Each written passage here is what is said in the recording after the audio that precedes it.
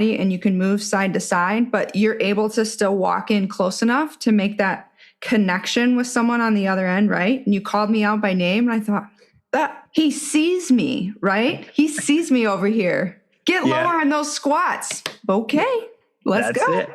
Well, there's so two things. Yes, that's a really useful tool, 100%. So there's two things I'll share there. Number one is we have a large screen. We actually had a TV lying around the house that we weren't using.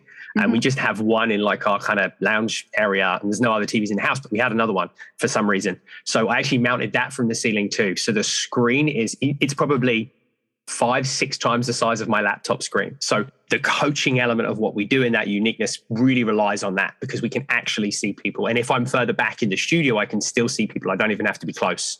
So there's a little tip. And I'll let you into a little secret, behind the scenes secret. The angle of the camera, I stumbled across that amazing angle by accident. And the reason being is because our basement does not have a finished ceiling.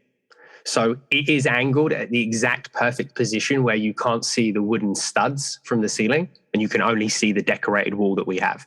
So, and then I was like, wow, this is like the perfect angle. So it was totally by chance. And if I tilt the camera up, I'd give away the facade that it looks like a professional studio. So. Yes. I have the same ceiling as well. I stapled curtains and sheets up there just to get something up there. My basement space is not as large as yours. So I was having trouble with getting an angle that was both wide enough, but I guess high enough. And at times you can see my ceiling, unfortunately. It is what it is. Yeah, it was a lot of tweaking and playing around. We ended up deciding to put it on a tripod, and we actually have the camera on a tripod. Okay. And it's on top of our washing machine because it had to be further enough back to get that shot.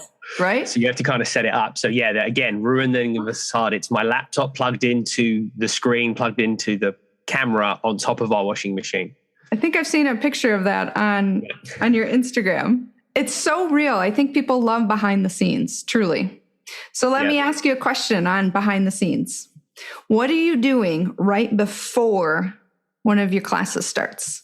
Oh, wow. Good question. I would say probably double checking through programming